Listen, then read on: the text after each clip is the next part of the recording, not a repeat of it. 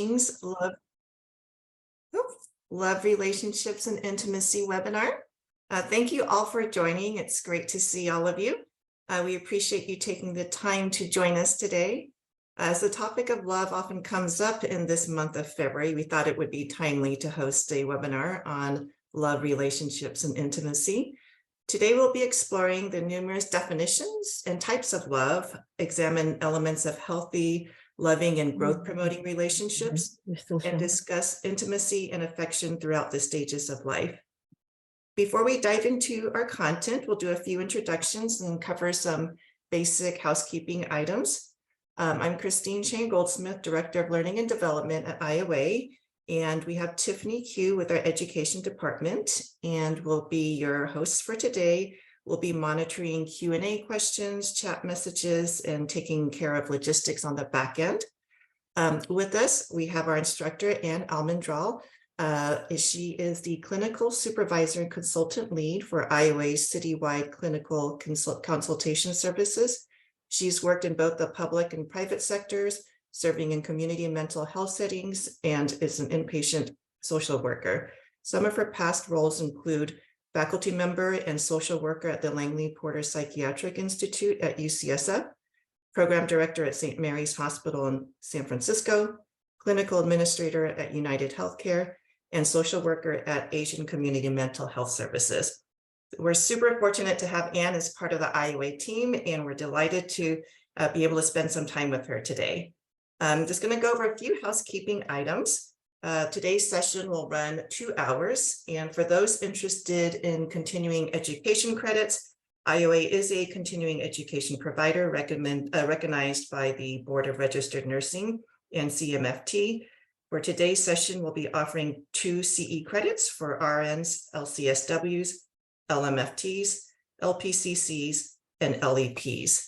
If you would like to receive continuing education credits, we'll be dropping a link in the chat function in the last 10 minutes of the webinar.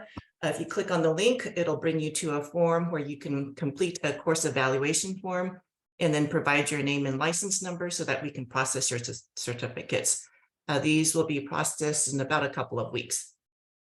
We kindly ask that everyone complete the evaluation form, as it provides information that helps us improve our programs and ensures we continue to receive funding, which is important to keep programs such as this one going. I'd like to point out a few Zoom functions to help this make a great experience for everyone. If you hover over the bottom, you should see some Zoom icons. Attendees are on mute right now to block background noise. If you have a question, please don't hesitate to enter those in the chat function or the Q&A function at the bottom of your screen. And we will stop periodically to review those questions. For those interested in closed captioning, at the bottom of your screen should be either a show captions button or a more button. Clicking on that should enable the captioning function. All right, so without further ado, we'll hand it over to Ann. Okay, good morning, everybody. So again, I am Ann Almendral. I am a near native of San Francisco, moved here in 1971, and had joined IOA in 2019, and had the privilege of leading a team of clinical consultants to provide group, individual, and multidisciplinary team consultations to case managers all over the city. Thank you for coming. Let me just do the introduction with the love, relationships, and intimacy. It sounded, when I first thought of the idea, I thought perfect, February, it's all good. And it can't be that complicated. As it turns out, it is. It's as though I dropped a pebble in a lake and the ripple just kept getting bigger and bigger and bigger. So I have to first preface the presentation in saying that I did have to say the size of the lake had to be smaller. Otherwise, we'd be here pretty much all day talking about love, relationships, and intimacy. And for that, I ask for your understanding. The other is that I come from one voice, one perspective, which is why I really love that our chat box is open. So if you have any idea, whether it's complementary, different, please, or building on an idea that was presented, please feel free to enter in the chat. Very welcome for all comments. With that, let's go to the next slide to review the agenda. So first we'll just go into talking about love, and then we'll go into different types of relationships and the challenges that each might present. We'll touch briefly on intimacy and some skills related to how to build that and have that grow in the relationships and partnerships that we have. And then we'll do a summary and next steps. And as Christine mentioned, we'll spend some time with making sure that you evaluate the presentation so we continue to grow and improve on the services that we're able to provide the community. The Clinical Collaborative is a joint project of the Institute on Aging, funded by the Department of Disability and in Aging Services, DAS. Okay, thank you. Next slide. So we'll go right into it. How do I love thee? Let me count the ways. I love thee to the depth and breadth and height my soul can reach when feeling out of sight for the ends of being and ideal grace. I love thee to the level of every day's most quiet need by sun and candlelight. I love thee freely as men strive for right. I love thee purely as they turn from praise. I love thee with the passion put to use in my old griefs and with my childhood's faith. I love thee with a love I seem to lose with my lost saints. I love thee with the breath, smiles, tears of all my life. And if God choose, I shall but love thee better after death. Thank you. So that's one way of looking at love. Elizabeth Browning, I don't know what year she wrote it, but she definitely wrote between 1806 and 1861. It's an idealized idea of love, which is, I think, an often nice place to be, just as we're opening a box of chocolate, not knowing exactly what's in it, that there's that anticipation of that things can be good and a hope that everything will work out fine. Next slide.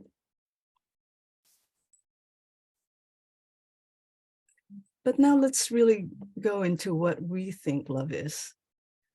I have two questions for the participants, and if you could enter in the chat, like I said. One question is, define love in your life.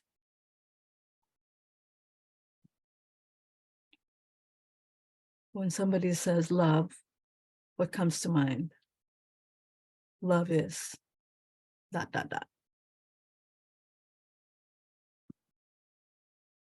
Dynamic, giving yourself freely to another being. Joys, warmth, security, passion. Love is how I feel about my friends, some family, co-workers. Love is giving without expecting anything in return. I like the description of it being intentional. The connection between two people. Joys, kindness and compassion.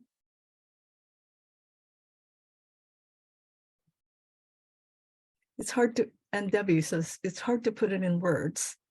It's a very strong sense of caring and emotions for someone. Love is a caring friend, simply caring for one another. Positive associations, wanting to be near and interact. Caring and giving. Love is to care about me more than friendship. Thank you, Derek. We have kindness and compassion, as I said, warmly, patience, empathy. Love is selfless. I don't know about you, but I already feel so good about it. Right? I think people are right on in terms of being able to say, it could be anything really, but it's confusing. God only knows what it means on the romantic level. Thanks, Robin. It is confusing. Very, and I think this thing of coming up as warm, this feeling of warmth, kindness, compassion is the repeating theme. The selfless is unusual, although true. And then the intentional. The other is giving without any expectations. So why don't we see what the Greeks have to say about it? So the next slide will show you a quick video to talk about the kinds of love in the way that the Greeks explained it. If you could give us a minute. Thank you for all your comments.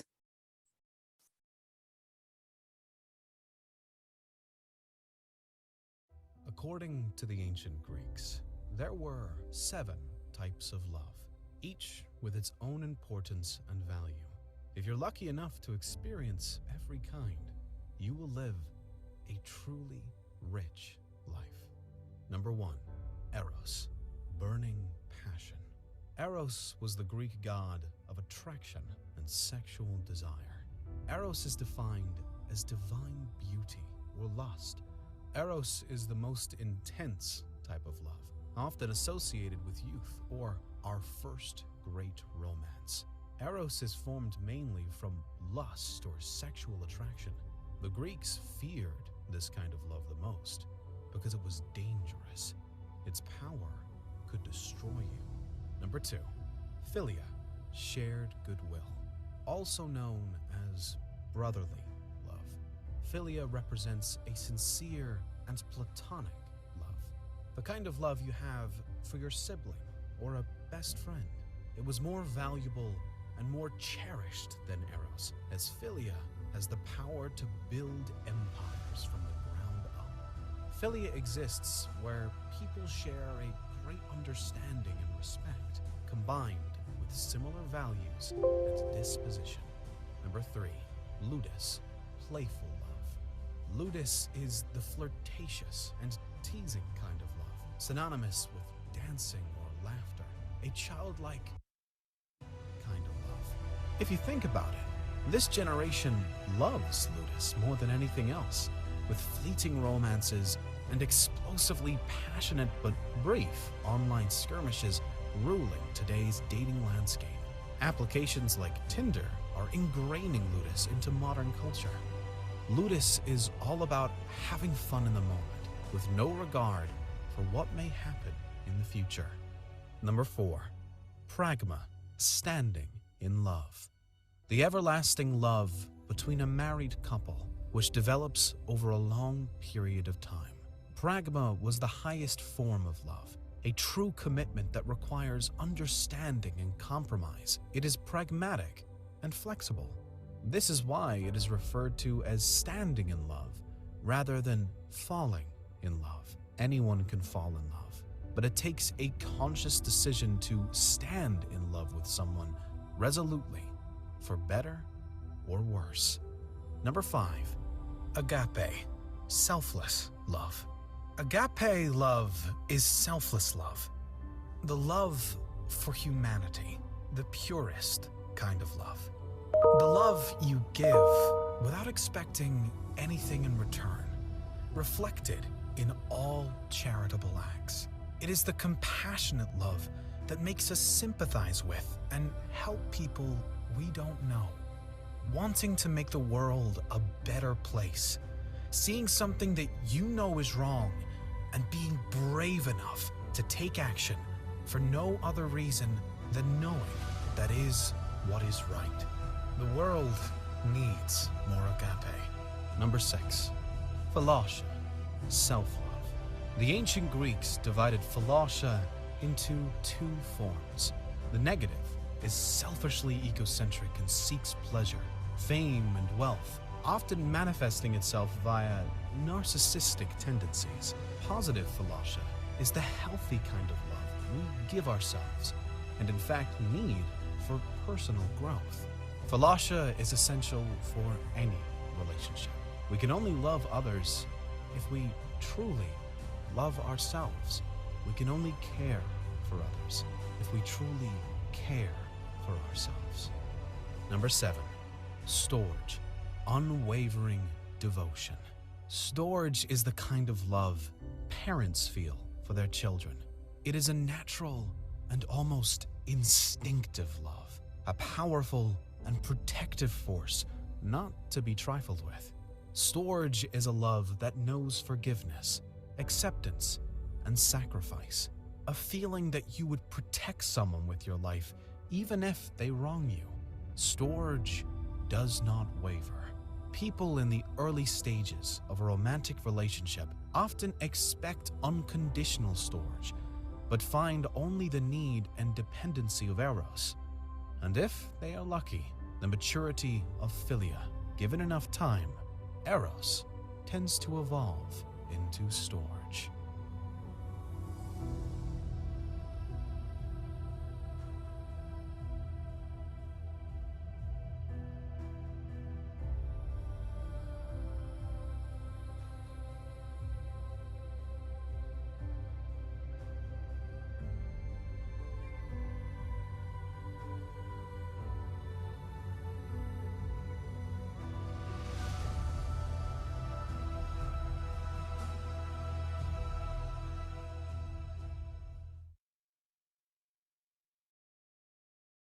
Okay. That link will be available to all of you. I had to watch it a number of times because it was just so touching in the way that it explains the different kinds of love. And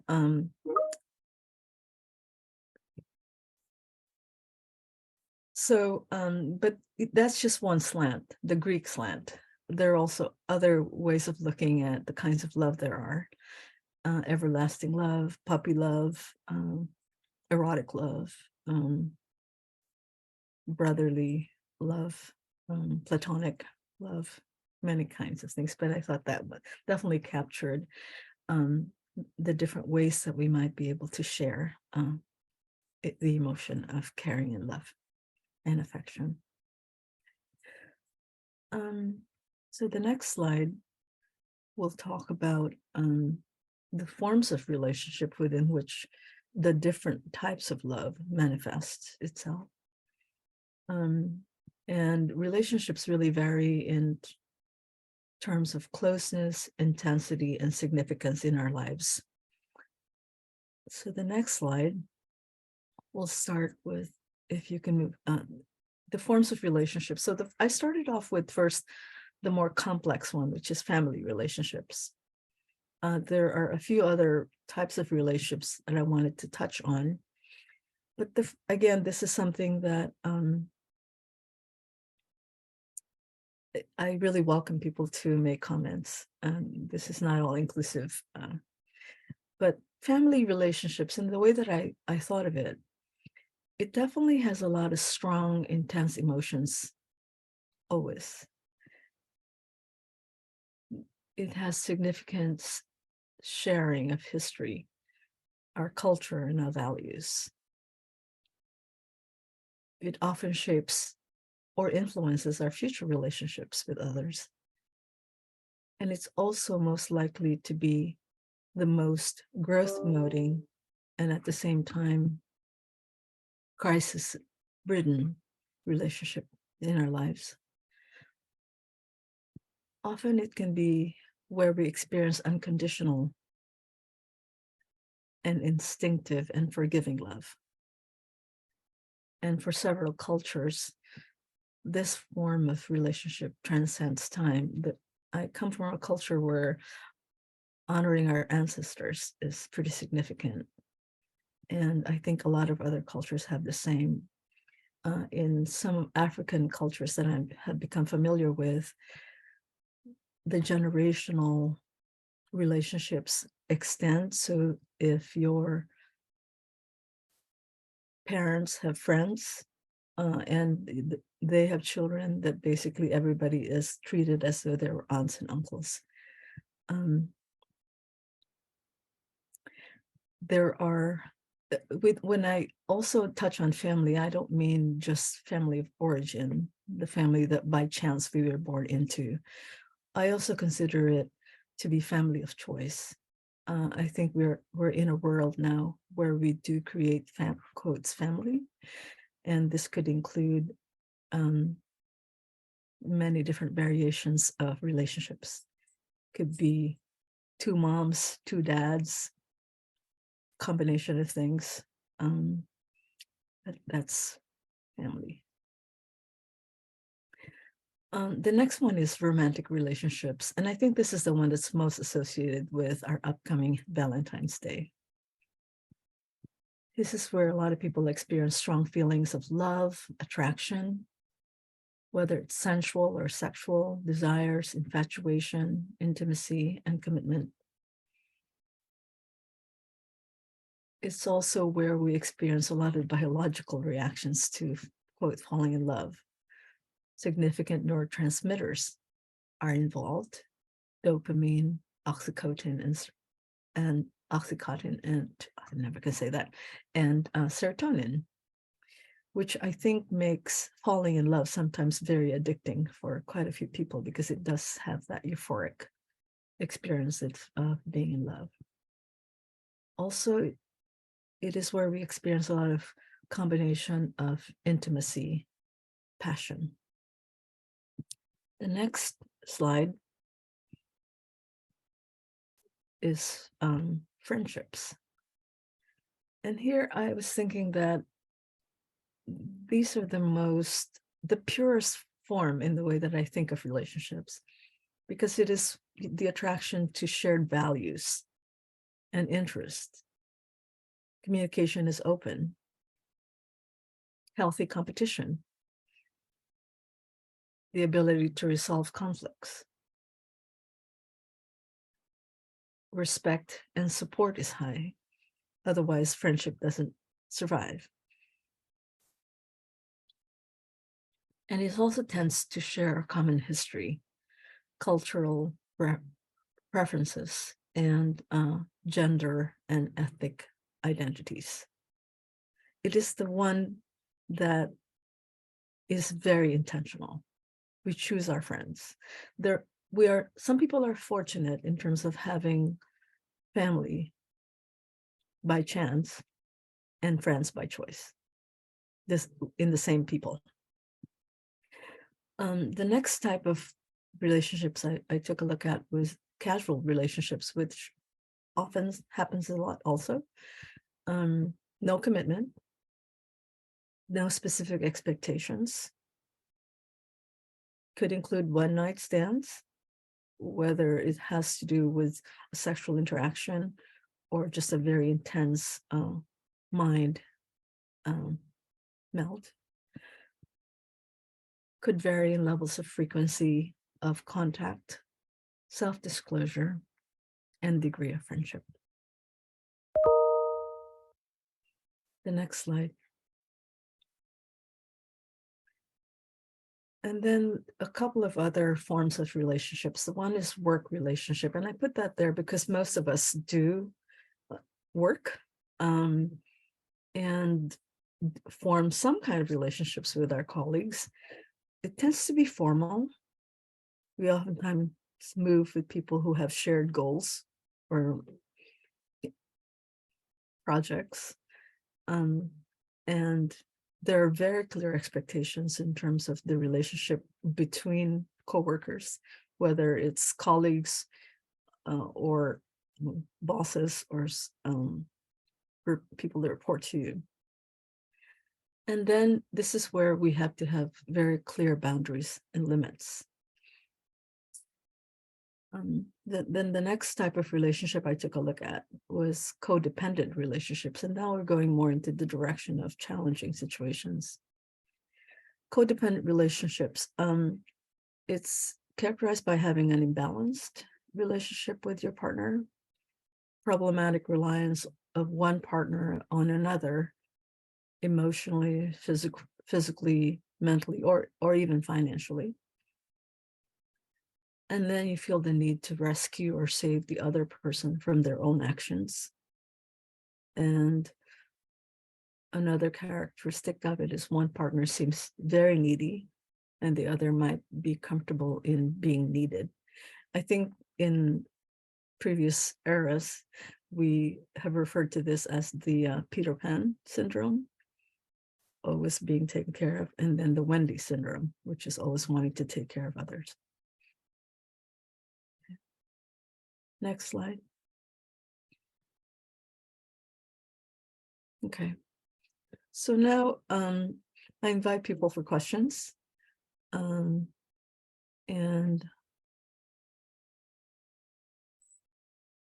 then we'll go into how we make it all work.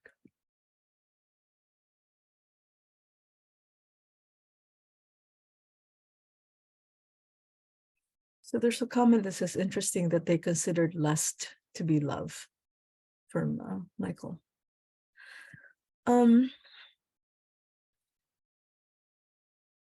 It's one form of love. It's not always synonymous to love. I think love has been defined in so many different ways that definitely that is one possibility, but not exclusively equal to.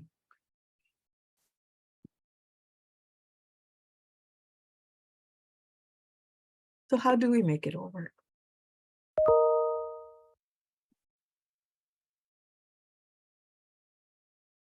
The next slide.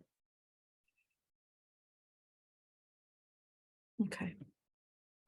So I invite you to take a break right now, and then we'll talk a little bit more about how do we make love work. Okay, be back. I hope they're beautiful and they're not scratching the furniture. So let's go to the next slide. And this is a little busy, and but bear with me. And I don't know, actually, Tiffany, if we're able to sort of zero in on it a little bit. Can people see it okay?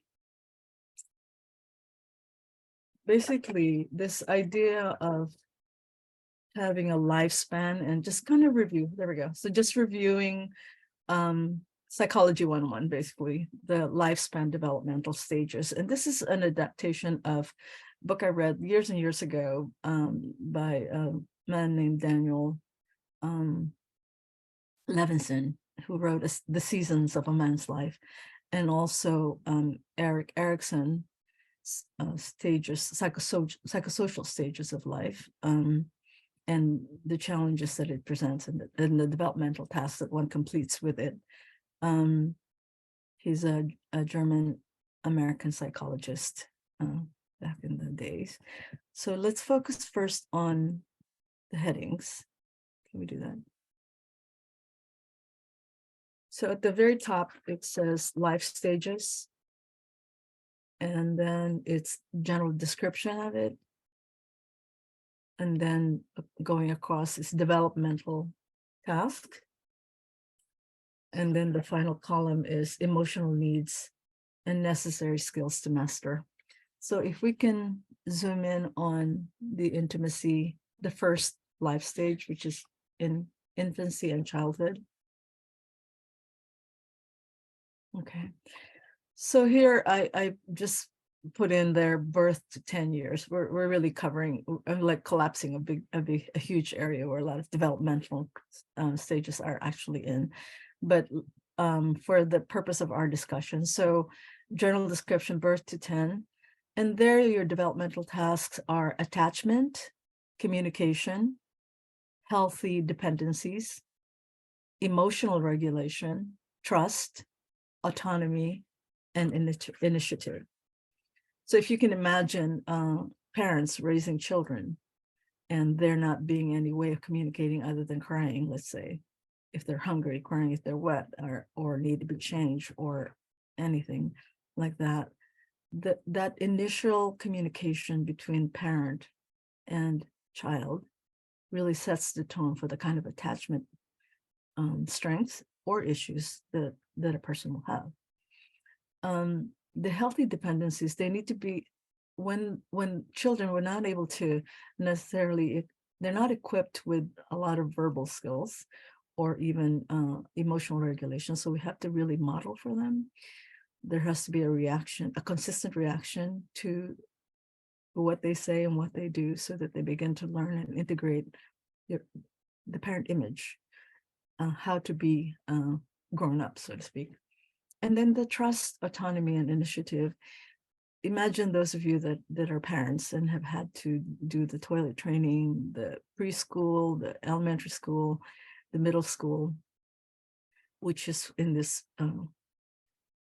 age group, that they need to be able to trust that you will always be there to make sure that they're nourished and safe.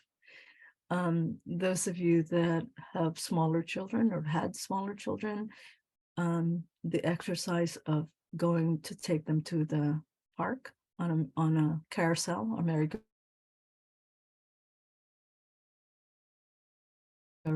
in terms of object constancy, so that they know you will always be there at the same spot when they circle around the carousel.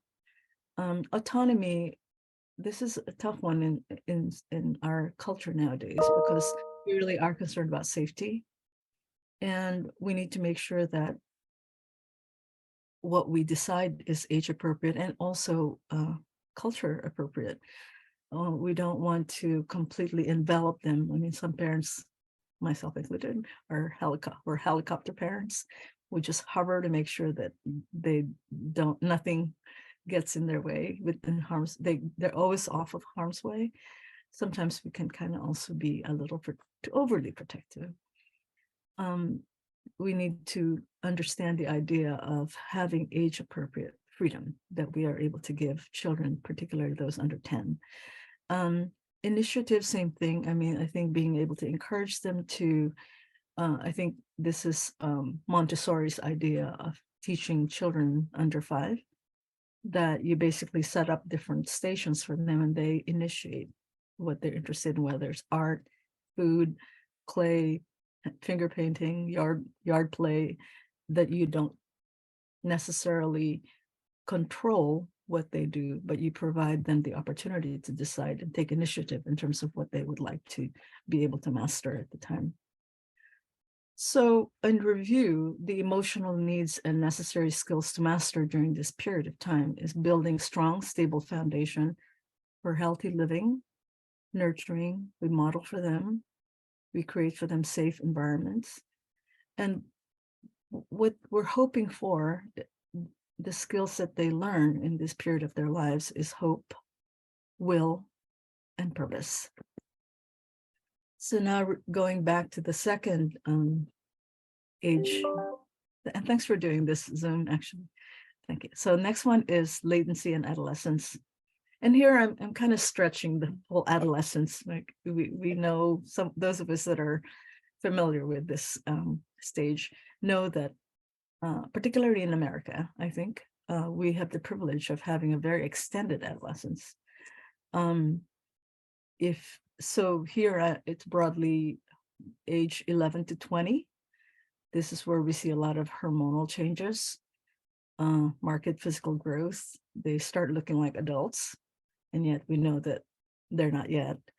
The developmental task is for them to manage rapid changes, whether in their choices, their appearances, and their preferences for sexuality, or any other choices, hairstyle, hair color, clothing, all of it is out there for them.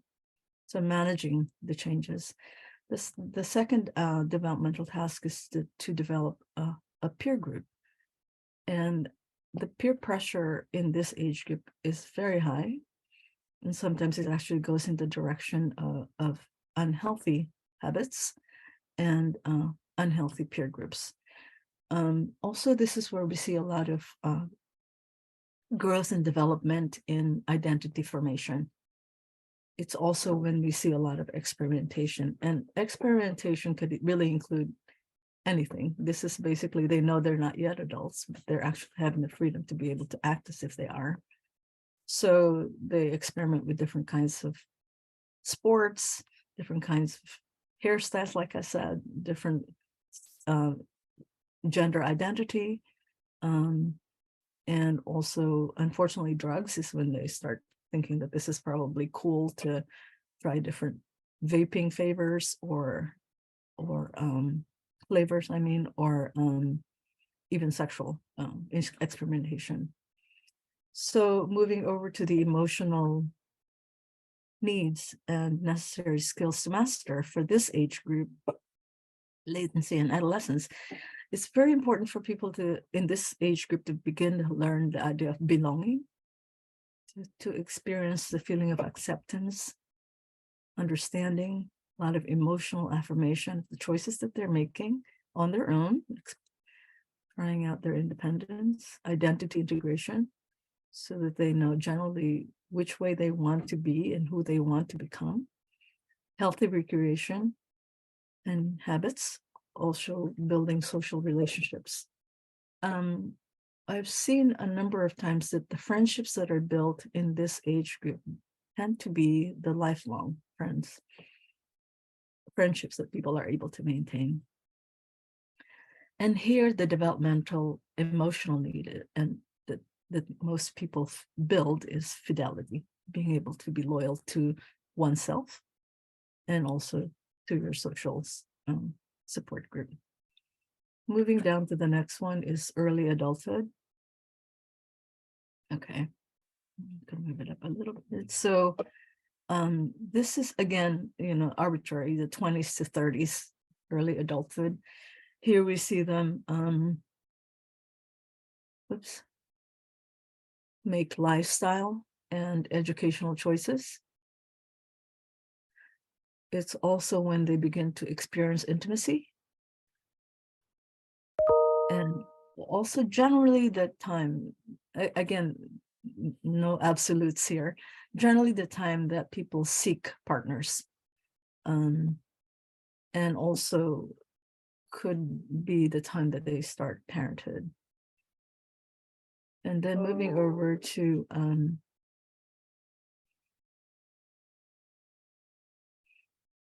the developmental skills. So this is where a lot of value clarification happens, a lot of financial, emotional assistance with lifestyle and professional choices happen. Especially, I think now we're finding that a lot of the baby boomers, despite the challenges that we experience, are somewhat better off than the next generation in terms of being able to, let's say, complete colleges on their own, and also to build homes, pay rent. And I think that we are dealing with a phenomenon that's yet to be fully understood in terms of how this next generation is going to fare over time. But here, I think the main thing to master is love. Then the next age group is full-on adulthood, and here again it's arbitrary, but 30 to 60, and it's prime time. It's called prime time because this is where you really experience, you're on it, you've got it, no more questions about who you are, you know who you are generally, you are into generativity, you're full-on working, you're full-on in school, you're kind of creating, doing what you want to do, and also this is where you build community. The developmental task is often maintaining your goals, goal setting, and also firming up healthy habits. And the main task here is life purpose. In our solid adulthood, we'd like to be able to have a good sense of what it is. Okay. I have a comment that which really confirms that this is all generalizations, that I'm 45 years old and I'm still trying to figure it all out. I love it. We all are. You're not alone. Okay. Then over So that's for the adult, it's a life purpose. Okay. And again, I mean, I want to invite people to look at this in terms of just sort of an expedient way of thinking about developmental stages, not so much absolutes. None of it's absolute. Okay.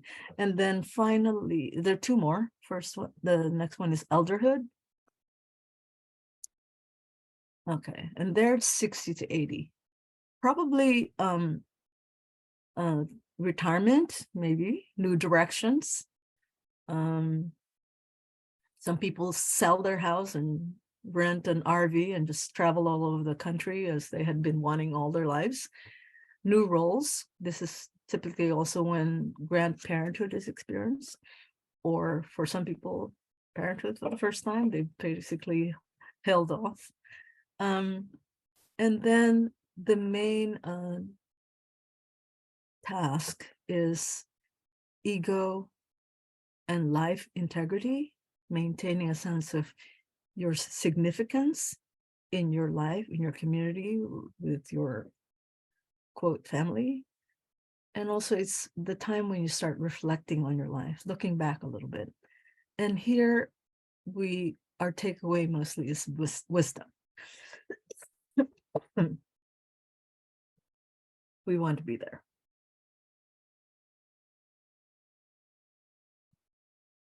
And then the final one, and this is something that I've made up. I just didn't know quite what to call it, because quite a few people are living longer, particularly in some parts of the world. So I call it super elderhood. And these are people who are 80s and above and beyond. And here, what we'd like to, it's characterized by being able to age gracefully, maintaining a sense of health, maintaining optimal health, given the age and the realities of the deteriorating human body. And also being able to, I think, maintain healthy habits and nutrition and sleep and relationships that are affirming. And the developmental task is life integration, spiritual acceptance. I think this is where the love agape, the form of love agape, really becomes more prominent. And this is also when we or our clients begin to look at legacy. Okay. Thank you. Any questions or any, you will be getting a copy of this, so hopefully it'll be a little bit more legible for you. Any questions or reactions, or aside from that we're all still trying to figure it out. We are all works in progress. Well then, thank you. Okay, any questions or comments about it? Just again, this is collapsing. The infancy and childhood actually can be broken up into months. First 18 months, first 2 years, first 3. And that's something that you can take a closer look at with Erik Erikson's psychosocial developmental stages, as well as Piaget's work. We have a question. What are examples of legacies? I wrote a book that forever and ever will be there despite my having passed away. That's one legacy. Right. The other one is, I don't know, that's just one physical example. The other one is that I maintained healthy relationships with my partner for 70 years. Right. Another legacy was I maintained my honesty and integrity all my professional life. Another one would be more on the material side, would be having left enough financial resources for my family, let's say. But it's really what one leaves behind. That's what I mean about legacy. Do you have any other ideas in terms of what might be an important thing to leave? People's memory of you is a legacy. What difference you made in their lives is a legacy. the words of wisdom that you shared when you had an opportunity to do that. Okay, thanks for that question, Allegra. And another question: in time of breakup, how do you deal with it?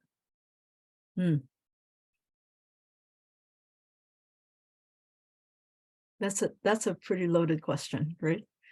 A breakup of what?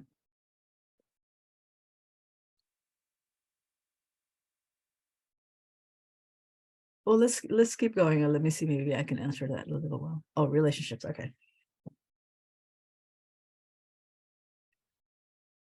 How to gracefully let go.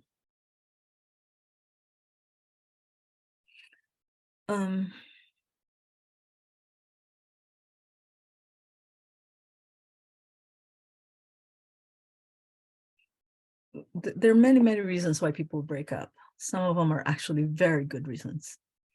And I think we can probably move on to the next slide, and then hopefully that'll touch on it a little bit. There we go. Okay. So I will circle back to that question because I think it's a really good one. How do we deal with breakups? Yeah, you're welcome, Emily. Okay. So first, let's look closely. So with that backdrop of lifespan development stages, we look at elements of a healthy relationship. Communication is number one. We know this. We even communicate with our cats, right? And it's incredible how much, and our dogs, and how much they understand. Well, communication is key.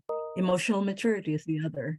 And if you look back to the developmental stages, it's generally the idea is to be able to understand what your partner, what developmental emotional stage they're in, so that you can be more sensitive to their emotional need and the tasks that they're struggling with. Commitment is important. Respect, trust, closeness, being able to be vulnerable and embrace, and understanding, which is obviously a very important aspect of communication. Honesty is another. Sometimes we struggle with what we really want, and so we try to camouflage our need, to not be so blunt or direct. And yet honesty is pretty critical. Shared values is pretty important as well. Compatible worldviews. And I don't mean, you belong to the same political party necessarily, but just to be able to have a discussion around worldviews that is not contentious and is supportive of each other. Forgiveness is a very important aspect of a healthy relationship, as well as empathy.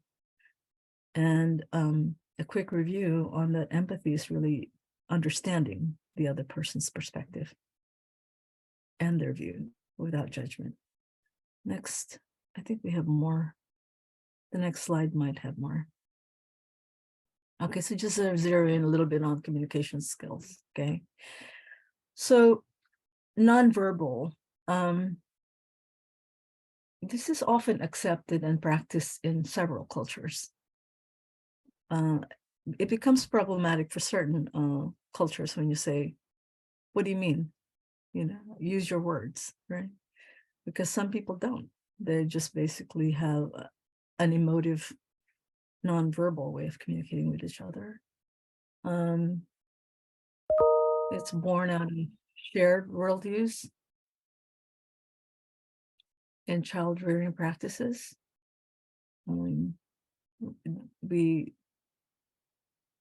Sometimes we anticipate people's needs, so they don't have to tell us, right? Filial piety, which is respect for elders, also nonverbal. When an older person comes into our lives, we tend to pay reverence to them. Eye contact is one other culturally bound nonverbal communication.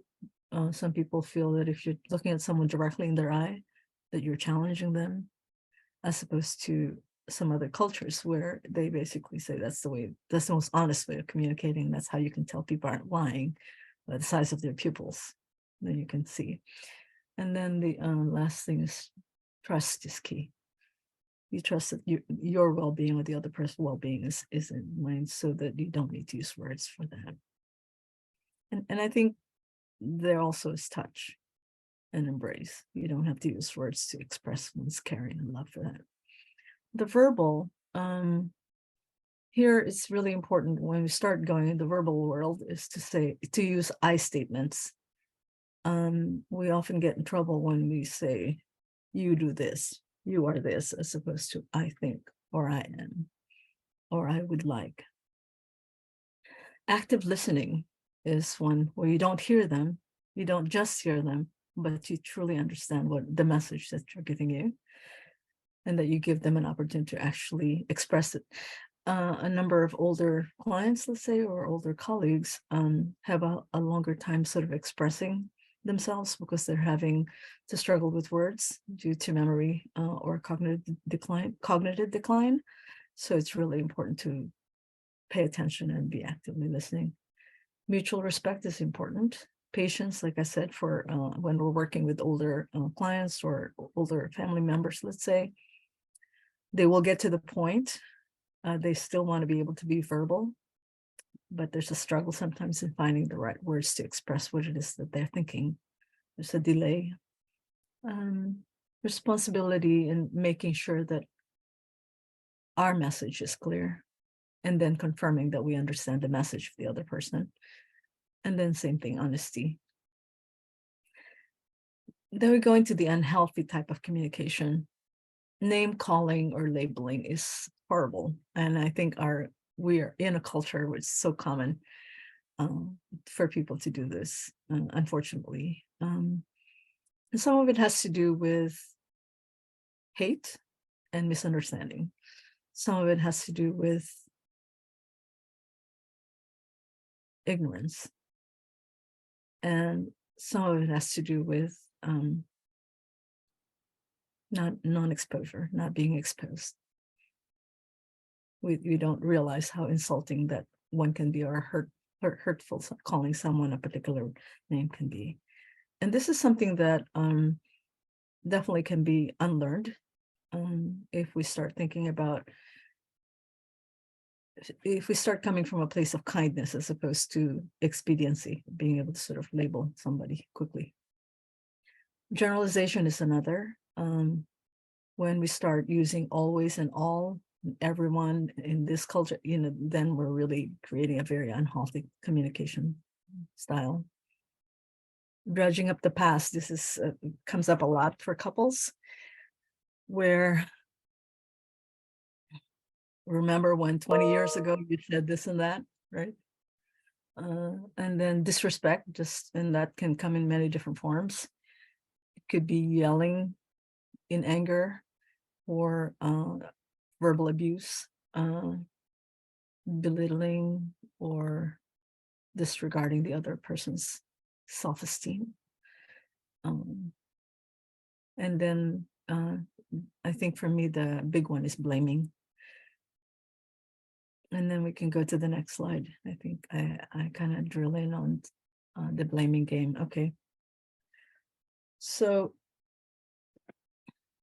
this one is an adaptation of Dr. David Burns' cognitive behavioral therapy technique.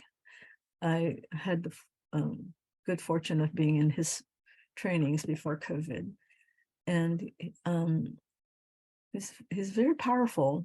It's simple in the way that one thinks of it, but it's also very powerful in the way that you reword and exercise kindness and radiate it from the way that you interact with people. And this could be not just for couples, obviously, but also for any kind of relationships that I had mentioned earlier. It could be friends, it could be workers, co-workers, it could be any of the other relationships, family. So it's called Escape the Blame Game. And again, it might be one that we might have to focus in on a little bit. But when you stop blaming the other person for what's wrong in the relationship, it's easy to start pointing the finger at yourself. But the key to success is to find a third position, which is where you take the responsibility for your share of the problem in a constructive and caring way.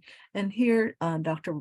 David Burns basically lays out a very clear example and a guide for how we might be able to switch into a third position rather than a blame me, blame you. There's another one of taking personal responsibility. So just the first example is name calling, right? What you tell yourself. He's such a jerk. It's all his fault. Or she's got to be right. She's got no right to feel this way. That's a kind of emotional abuse. You don't have the right to feel what you feel. The switch to it is the blaming yourself. It's all my fault. I'm no good. Things are hopeless. And then taking responsibility is I'll try to identify the errors I've made so I can learn from them and take steps to help resolve the conflict. So when you start blaming the other person, how do you feel? You start feeling angry, resentful, irritated, frustrated, and hurt.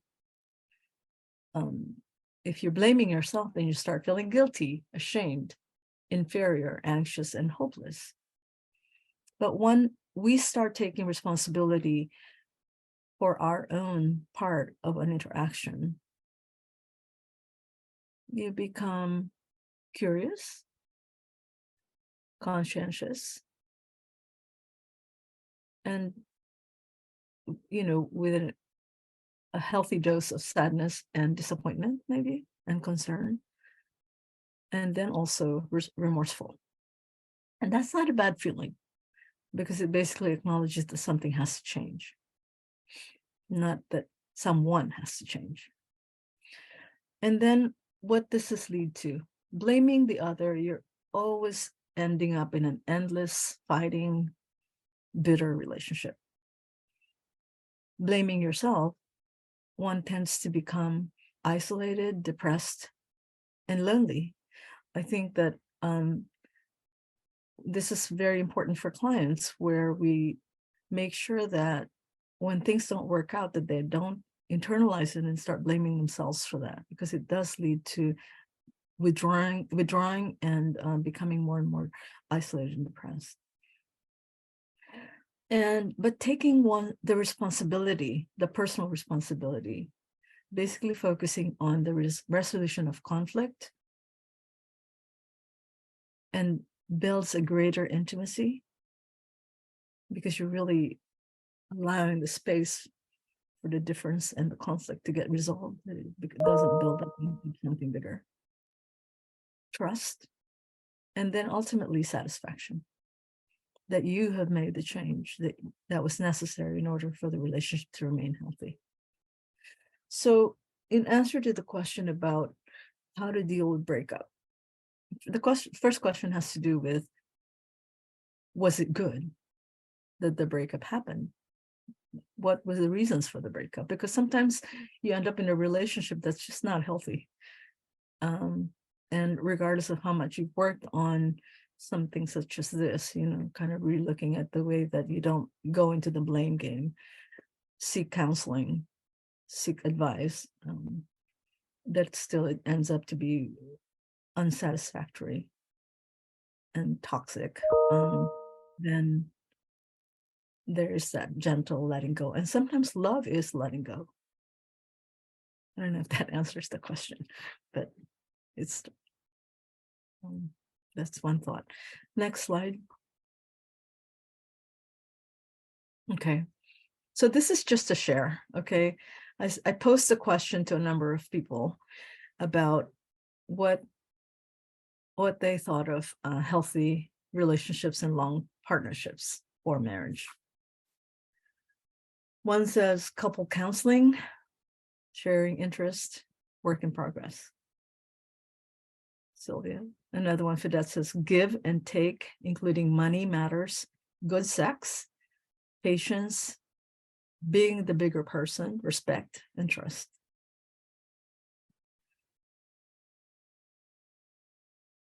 Love, taking care of yourself, regular dates, silence, forgiveness, separate bank accounts and vacations, more compliments than criticisms, which is easier said, I know, and love and kindness always.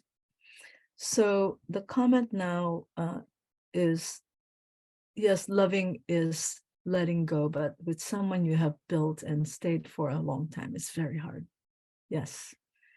A lot of history, a lot of could have beens. Definitely. And also, there's a grief and loss component to letting go of someone that you have been with for a long time. And so those are all aspects of healing that one has to attend to.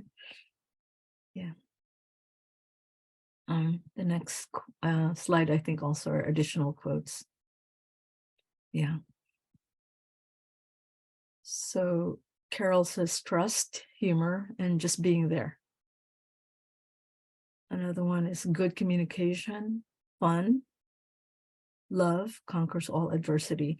And Linda has been married for 60 years. So the fun thing that was her all caps. The other one is from Lolita, open communication, being prayerful with the family, spending time with family, friends, relatives, and enjoying life, and saying, I love you every day. There's, so T. Dave agrees that it is very hard with letting go with someone you've built and stayed with for a long time. A lot of loss and grief that needs to get sorted out there. Another comment from Mary, I saw a post recently that made a distinction of loving the person and being in love with the investment you put in the relationship.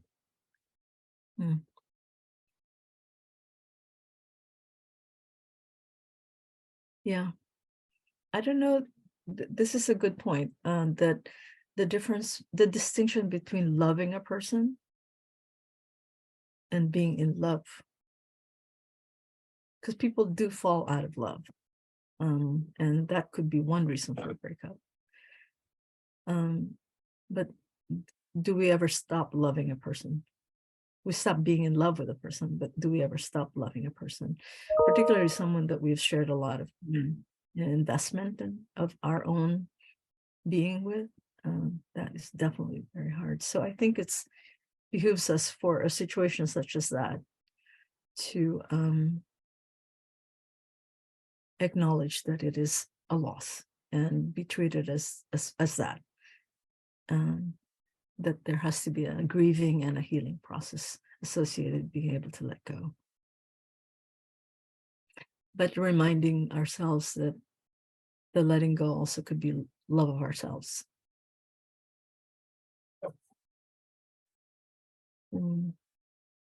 Yeah, like staying in a relationship because you've invested so much in it. And then you do, not to sort of switch into accounting words, right? The investment, but do a cost analysis. And this is something that Dr. David Burns also uses a lot in terms of being able to sort out relationships. You look and see the pros and cons of staying or going, staying and letting go. Always with you being in the middle of it, the self-love has to be in the center of a decision that is made with something such as this. You do the cost analysis of what is to be gained when you let go and what is to be lost when you stay. Okay, the next slide.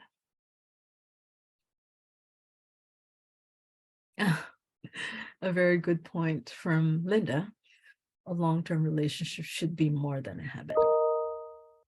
What should it be? We don't want to have love be habits, even though it's a good habit, right?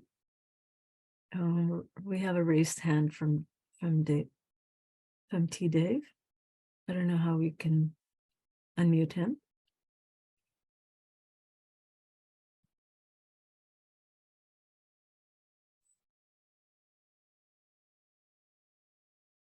Are we able to unmute the individual T. Dave who has a raised hand? Right, give us a second here. We can see if we can unmute him. Okay.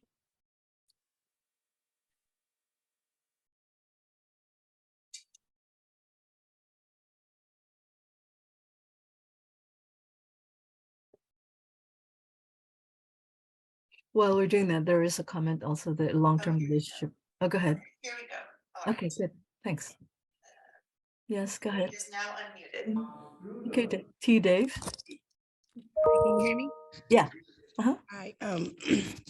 Well, I put in the chat um that I was with my husband for 17 years, and when I did get divorced, it was like really hard for me to live by myself.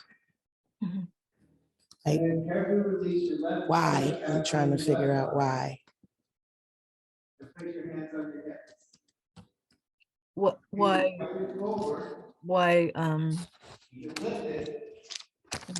Can you finish the question? Why? What? Um, like, why was it like so hard for me to just like Mhm. let it go and just be alone? Okay, great question. And one and one that a lot of people do struggle with, which is why dovetailing to the point about that we don't want a long-term relationship to be just a habit. 17 years is a long time to be able to say, to stay with someone, right? 17 years is a lifetime for a lot of people. So what makes it hard is the dependencies that get developed over time with someone. I think also it's almost like, there are couple counseling for people who are just about to get married, so we make sure that they actually are for each other, right? I think that it wouldn't be a bad idea for people who are divorcing to also have a meeting to basically stay ahead of the blame game. Because it could possibly, I mean, I don't know the situation, right? But it could possibly be that it never got sorted out as to where the conflict was and how was it that it ended up in a divorce. So there might be some remnants of a self-blame, the other blame, so it never really got into a resolution as to why the separation was actually healthy for both. And again, I mean, 17 years is a long time to have invested, as somebody had suggested, invested one's life into. So it would be a great idea to review that with someone, whether a spiritual person or a counselor or a best friend or a confidant, to go over what happened there, because it could be that sometimes there are aspects of an event in our lives that we haven't been able to explore as much as is necessary, so that we can basically set it free and let it go. But again, easier said. I know it's really 17 years is a long time to be with someone, and yeah. It's hard to say more without knowing more specifics, right? But anybody have any comments around that? I mean, I'll have a share. I have messages. Okay, so here's another share. You're very welcome, Ms. Dave. Next comment is, I was with my ex-partner for 16 years. We did couple counseling at the end. We ultimately decided that the relationship didn't make sense anymore, and though it ended mutually, it took me years to recover. Thank you for that, Michael. That's true. Despite all of our intentions to try to understand something, love is not in the head only. It is in the heart. Sometimes it's in our being, in our body, so it's harder to kind of, and I like that word, recover, because you do. We recover and get recentered into what do I want? Learning from what had happened in a previous relationship, whether the relationship was in a family, a friendship, or a romantic relationship. Now, what do I want? And a second chance or a third chance. Thank you.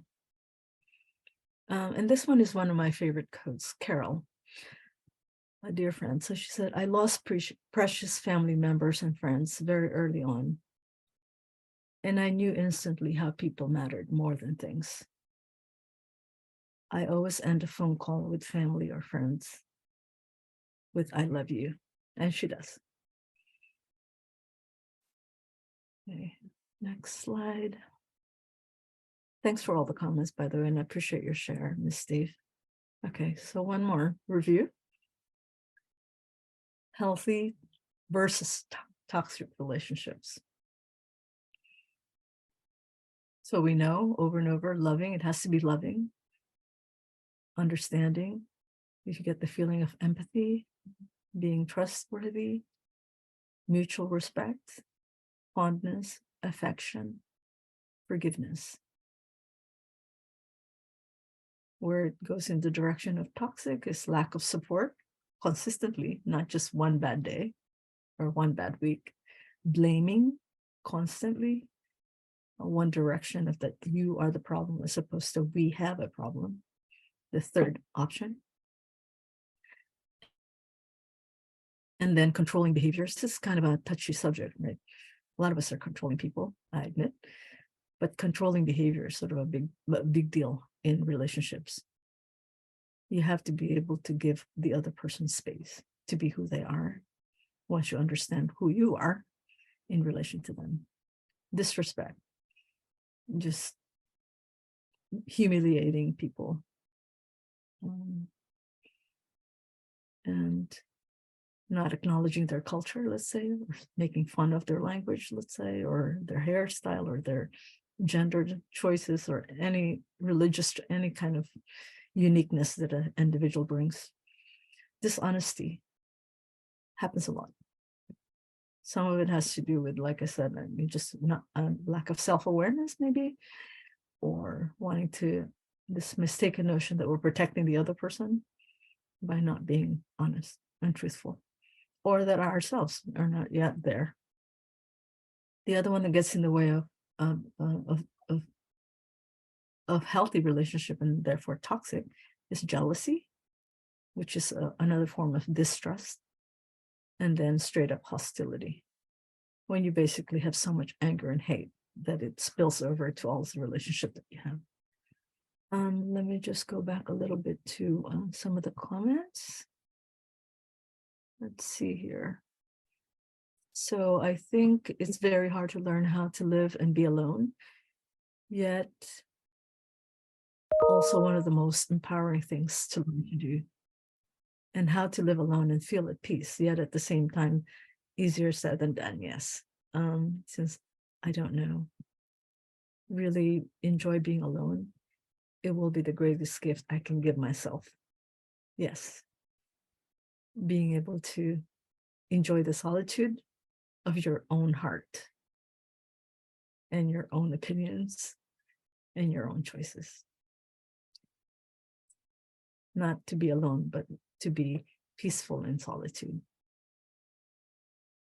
And then Ellie shares, one thing I learned past years that truly understanding and loving oneself, ourselves, and have a great relationship ourselves really help us love those who are around us. Well put.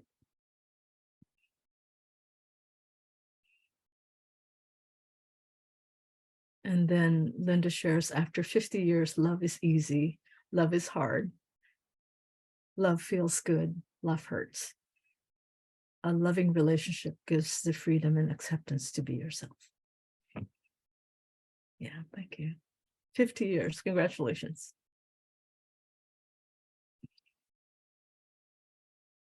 We might have you share also the secret for 50 years. Thanks, Linda. Okay, so the next slide.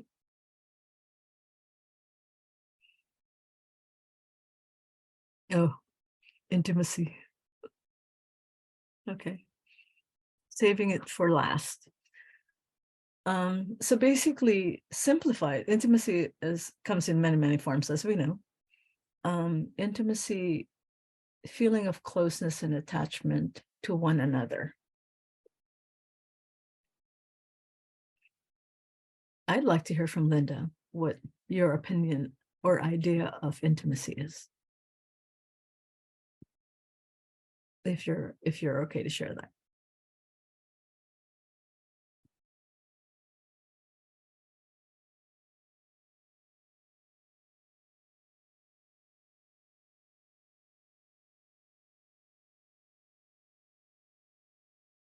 Yeah, that is it.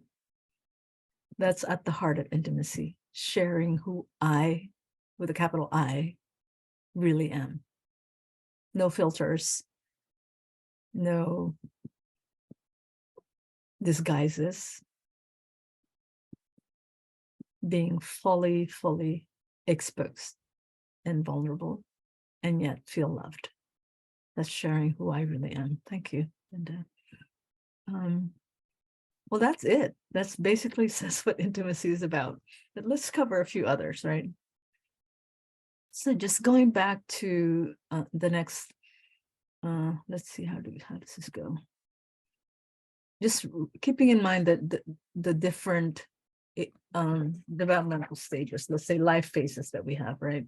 Intimacy really takes different forms depending on the life stage you're in. Infancy, childhood, holding mom's hand all the time until everybody's sweaty is intimacy. Knowing that when you don't know how to tie your shoelaces and dad comes along, or brother or big brother comes along and ties it for you, it shows you how to do it, is intimacy. Sharing your favorite ice cream, even though there are only 2 scoops left, for a child is intimacy. Splitting a fruit and giving the other person the bigger piece is intimacy. Sharing your friends with your brothers and sisters is also an intimate action, right? Braiding someone's hair, embracing, obviously. Passionate sex, intimacy. That is probably one of the more ultimate share, vulnerable, bare, naked form of intimacy. What other intimacy definitions do we have?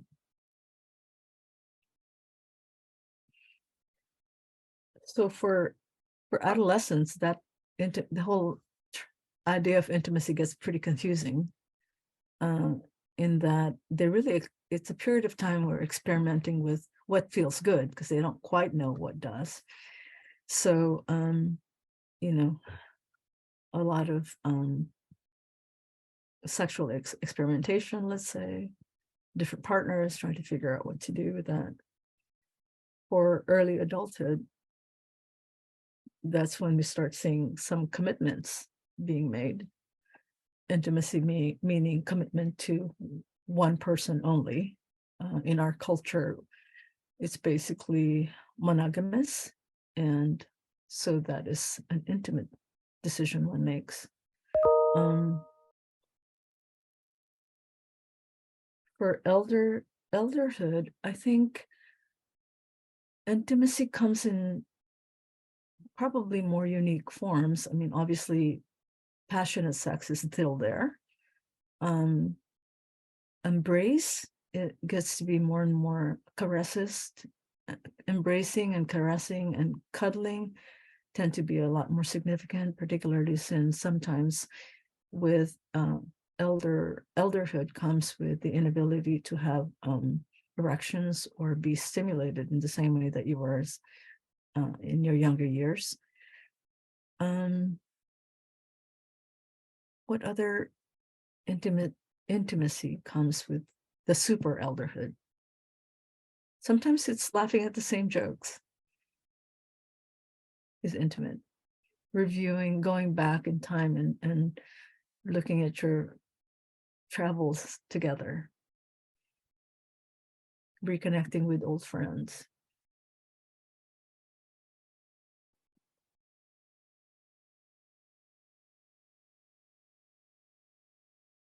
Let's go to the next slide, and I'm trying to remember what is in there.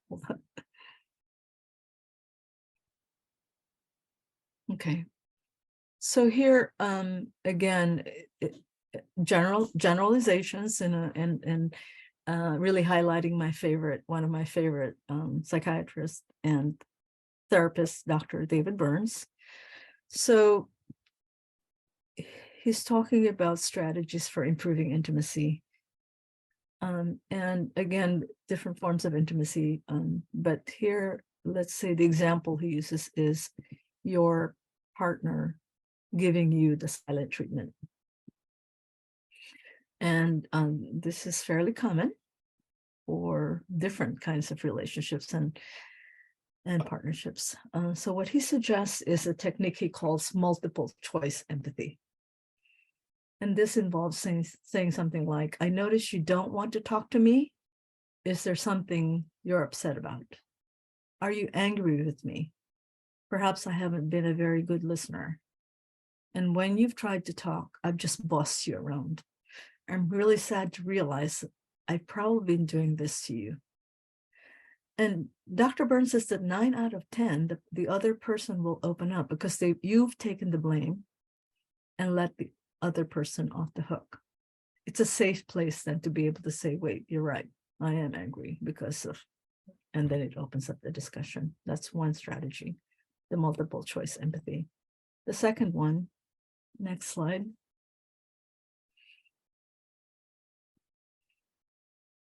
Is the next slide will show your partner criticizing you. Okay. And here, the suggestion is one may respond to an attack by turning the criticism on its head. And this is a method that we use a lot for cognitive behavioral therapy. It's called positive reframing. For example, if your partner says you're, quotes, you're a control freak, which is also a very common criticism, that instead of taking the bait, one may respond by saying, like, you're right. I may have a tendency to be overly controlling, and use it as an opening for a discussion. And you can continue to say, you can either say apologize, or you can say, we seem to be having a conflict right now. And you might say, but as awful as it feels, I'm thinking this could be an opportunity for us to explore a deeper relationship. And if you do, you can say, I love you. With that in mind, tell me more about what you're experiencing. Again, it opens up a safe space to be able to say, let's not talk about you or me. Let's talk about the conflict that we're having, that it doesn't have to remain painful. And the third example, next slide, is, if you can move, okay, yeah, you both want intimacy.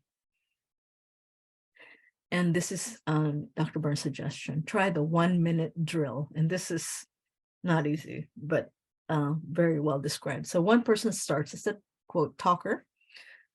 The other is the listener. The talker expresses anything that's on their mind for 30 seconds, while you give the other person your full attention without interrupting. Okay, agreeing or disagreeing, not a word. And then the idea is to sharpen your listening skills. So after 30 seconds, you summarize what is said. And the other person actually grades your response from 0 to 100 based on how accurate it was. So if the grade is below 95, your partner will point out, or the other person will point out what you missed or got wrong. And you repeat the exercise until they give you at least a 95. And then you switch roles. So this is technically a minute if you're able to get 95 at first round. Almost immediately, Dr. Burns says, communication between you two will improve. It takes a lot to try to listen. It's even a lot more, because particularly as those of us that are getting older, having a harder time just physically hearing, aside from being able to be evaluated for hearing skills, what I'm talking about here is not just that, but also the active listening skills to be able to not react to somebody's comments for 30 seconds. And I think this is something that I really invite you guys to try and see how that works for your partners. And next slide.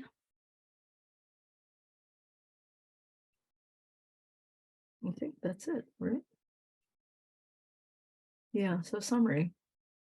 Just a quick review. Right, so some say love is the way. Others say love is love. I say love is work, toil, perseverance, and dedication to the light.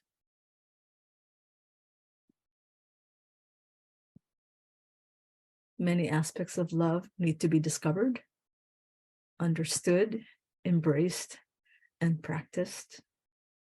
But remember that love is many, many things to many, many of us. And next slide, just to remind people that if we learn our partner's struggles with where they are in terms of their emotional age, not their chronologic age, that we might be able to better understand what it is we need to focus on in terms of being able to support them. So if the lifespan developmental stages be a really great guide to help us understand and be more empathetic to our partners. Okay, I think that's it. So that's the extent of the formal presentation. So any other questions? We invite you guys for anything. Oh, here we go. So let's go into the chat. It basically says, so thank you again, Linda, for saying that intimacy after 50 years is sharing who I really am. Because not only do you suggest that you're trusting 100%, but that you also know who you are 100%. Accepted by the other, finishing the other person's sentences. Is there a way to get the slides? Yes, we will provide the slides with you. And if you're interested, I can also give you a reading list, and just let me know that. Let Christine, Tiffany, and I know if you're interested in reading list. And in the meantime, thank you so much for your attention. I love that you actually stayed engaged. And in the chat box is the form for your evaluation. So even though you're not interested in a continuing education unit, I think it'd be really wonderful if we can get your comments as to what you thought of the presentation and how we might improve. We're always wanting to grow. Let's see. And the final slide has my name and contact number, email, I guess. Hold on. Yeah. So once more, I'm Ann Almendral, fortunate to be clinical supervisor and consultant lead for the clinical collaborative, consultant collaborative for the Institute on Aging, and that's my contact information. I will send those of you that, so we'll make a list of the people that want the reading list, and then we'll send it on. Okay. Thank you so Also, much. yeah, thank you very much. And we have a comment from Glenn, married over 50 years, spouse in late stage Alzheimer's. We still visit, although other unawares, can't explain it. Thanks for the webinar. My pleasure. And congratulations for the 50 years. And he's still there, or she's still there. Don't let go. And then you're very welcome, Maria. And I will get a reading list for those of you that have asked. You're welcome, Robin. Pleasure. Thank you. Any other things on the evaluation? Yeah, this is so helpful. I really got a lot out of it personally. I just want to address a few logistical things. One, I do want to thank everyone for participating in such a wonderful community of participants today, and just a lot of wonderful sharing. Yeah. And I truly appreciate everyone's generosity. We did drop a link to the request form for those that are interested in continuing education credits. And if you could kindly fill out this survey, that's attached to that as well too. And then if anyone's interested in being on our mailing list for future events, I also dropped in the email address, and would be happy to send out future communications as well.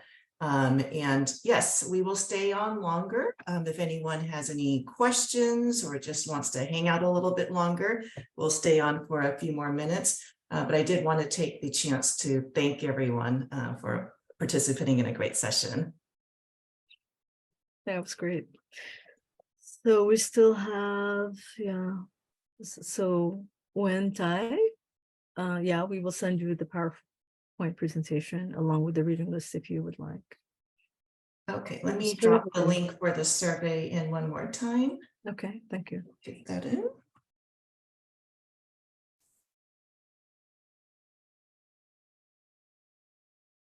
So it's a Microsoft Forms survey. And so the survey is also the request for CE credits as well too. Okay, so we'll send you. Wow, Jen, that was fast. Thank you. Great. We already got one. Okay, awesome. So I wish you all love and any follow-up questions or anything, just send it our way and we'll try to respond as best we can. But you will be getting copies of the slide deck as well as a reading list for those of you that have expressed interest. Pleasure. Yeah. And happy Valentine's Day. So again, if this were in-person training, it's the time to sort of help yourself with the beverage and the chocolate. Have a wonderful start of the Valentine's Day as well, Lisa. Oh, hey, Lisa. Hey. Oh my gosh, somebody I went to graduate school with. Wow, small I world. know that was, so we won't say what year that was, right? Great to see you.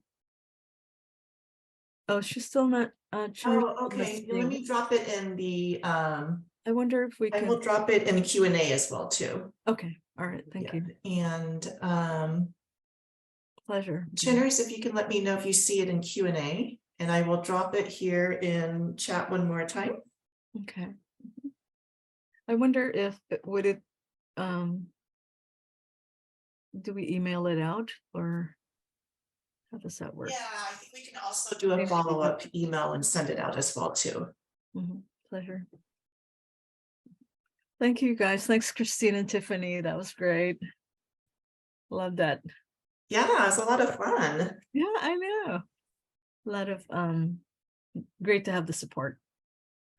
Yeah. Let's see. So we let's see, folks, we still have on. So if anyone is on and wants to be unmuted, you can raise your hand and then we can unmute you. Right now we're in webinar format, so participants are automatically muted. But if you would like to speak up in any way, feel free to continue using chat, Q&A, or raise your hand and I'd be happy to unmute.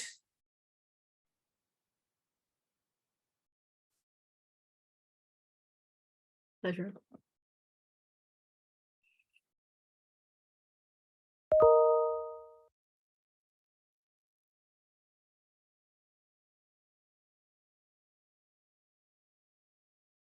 Okay, Linda, I will unmute.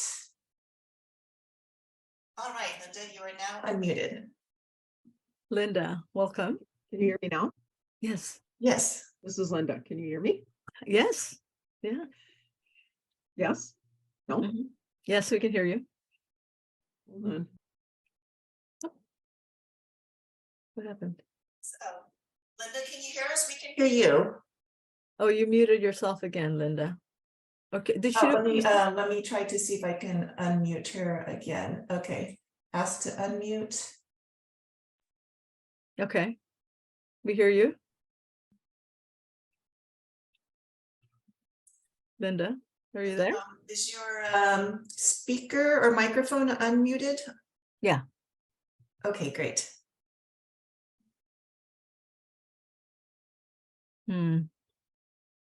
Well, okay.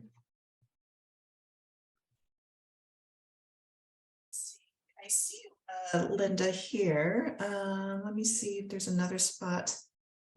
She's Yeah, Linda, you're unmuted on our end. So, oops. asked to.